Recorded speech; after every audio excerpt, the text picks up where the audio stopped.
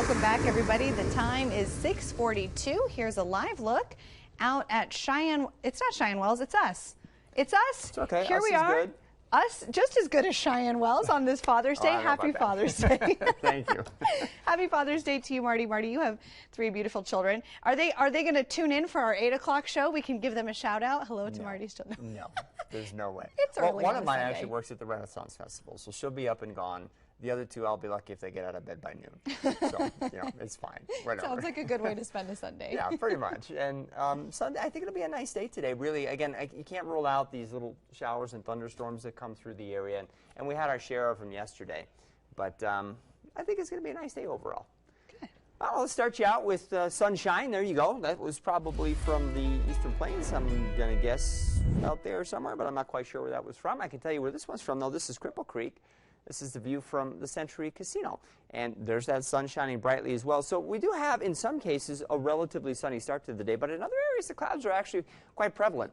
Temperatures are comfortable in the 60s and lower 70s in most of eastern Colorado, Lyman being the exception at 58 right now, and generally 40s and 50s over the mountains and mountain valleys. So it stayed pretty warm during the night last night. And Futurecast is showing a good bit of cloud cover, mainly along and west of the I-25 corridor here this morning.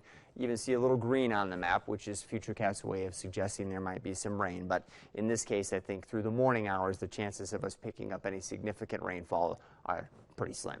As we go into the afternoon, though, we'll start to see a little better coverage of scattered showers and thunderstorms, and they might come through in waves like they did yesterday. So kind of saw that first wave scoot through about the middle of the afternoon, and there's another one that's sitting back to the west here by 4 o'clock.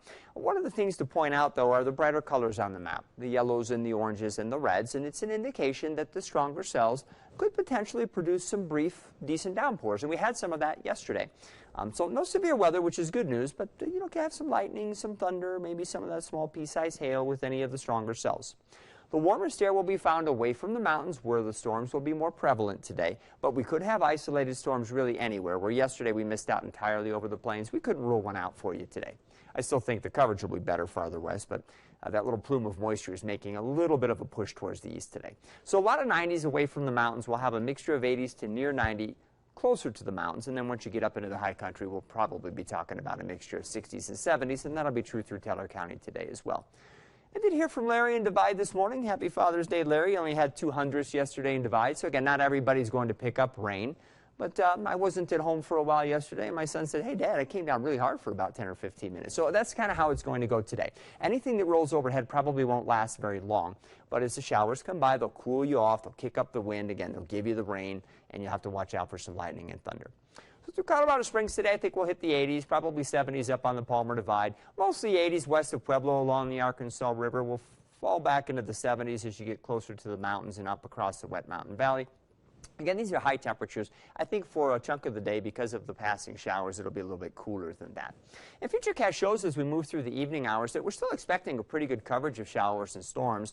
Characteristics of the storms won't change much. Brief, decent rainfall, probably some gusty wind, a little lightning and thunder, and then that'll probably start to wind down by about midnight or so before we just end up with a partly cloudy sky along the front range. There could be a few sprinkles out across the far eastern plains well into the night, but I don't think any significant rainfall should be expected once we get through the evening hours. Look for lows to be in the 50s and 60s for the plains. Well, we're seeing some 30s and 40s showing up there across the higher terrain. It's an indication of some drier air working into the mountains, which will probably cut back on the thunderstorms as we head into tomorrow. And real pretty shot from up on top of Cheyenne Mountain. That's the view from our Colorado Lottery camera right now. And those are mountain wave clouds that you see. And then it's just really cool to see this sort of what we call a cap cloud sitting right on top of Pikes Peak, just covered it up. But it tells you there's some water in the air, which is why we think we have a chance for some thunderstorms again today.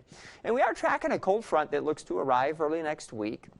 More scattered showers and thunderstorms, probably a good bet. But I think we'll heat things up by late in the week. And we'll talk more about that in our extended forecast coming up soon. Stick around. We'll be back after the break.